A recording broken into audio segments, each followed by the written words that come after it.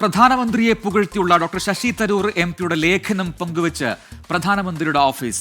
Operation Sindoor വിശദീകരിച്ചുള്ള വിദേശ സന്ദർശനത്തെ സംബന്ധിച്ച് ഹിന്ദു പത്രത്തിൽ എഴുതിയ ലേഖനമാണ് പ്രധാനമന്ത്രിയുടെ ഓഫീസ് പങ്കുവച്ചത്. അജീഷ് ജയകുമാർ ഡൽഹിയിൽ നിന്ന് ചേരുന്നു കൂടുതൽ വിവരങ്ങളുമായി. Ajeesh, doctor Shashi Tharoor M P Congress വിട്ട് BJP-യിലേക്ക് പോവുകയാണോ എന്നൊക്കെയുള്ള ചോദ്യങ്ങൾ ബലപ്പെടുന്ന സമയത്താണ് ഇതിപ്പോൾ അദ്ദേഹത്തിന്റെ ഒരു ലേഖനം, ശശി തരൂരിന്റെ ലേഖനം പ്രധാനമന്ത്രിയുടെ ഓഫീസ് തന്നെ പങ്കുവെക്കുന്നത്.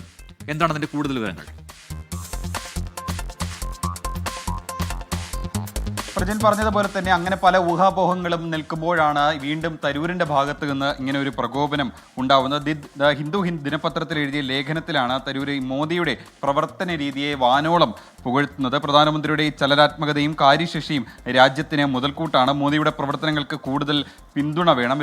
ലോകരാജ്യങ്ങളിൽ നേതാക്കളുമായി ഇടപെടാനുള്ള പ്രധാനമന്ത്രിയുടെ കഴിവും ഈ തരൂർ ഈ ലേഖനത്തിൽ ചൂണ്ടിക്കാട്ടുന്നുണ്ട്. ഓപ്പറേഷൻ സിന്ദൂർ സംബന്ധിച്ച് ഇന്ത്യയുടെ നിലപാട് ലോകരാജ്യങ്ങളിൽ കൃത്യതയോടെ വിശദീകരിക്കാൻ കഴിഞ്ഞുവെന്നും തരൂർ ഈ ലേഖനത്തിൽ പറയുന്നുണ്ട്. തരൂരിന്റെ ലേഖനം പ്രധാനമന്ത്രിയുടെ ഓഫീസും ഇപ്പോൾ പങ്കുവച്ചു എന്നുള്ളതാണ് ഏറ്റവും പ്രധാനപ്പെട്ട കാര്യം. നേരത്തെ ഈ BJP-യുടെ രണ്ടാം കിട നേതാക്കളായിരുന്നു കൂടുതലും ഈ തരൂരിനെ BJP-യിലേക്ക് സ്വാഗതം ചെയ്തുകൊണ്ടുള്ള ഈ പ്രസ്താവനകളും ട്വീറ്റുകളും മറ്റും ചെയ്തുകൊണ്ടിരുന്നത്. പക്ഷേ ഇപ്പോൾ പ്രധാനമന്ത്രിയുടെ ഓഫീസ് തന്നെ ശശി തരൂരിന്റെ പുകഴ്ത്തിയുള്ള ലേഖനം അത് പങ്കുവെക്കുന്നതോടെ ചില സംശയങ്ങൾ ഈ നേതാക്കൾക്കിടയിൽ തന്നെയുണ്ട്.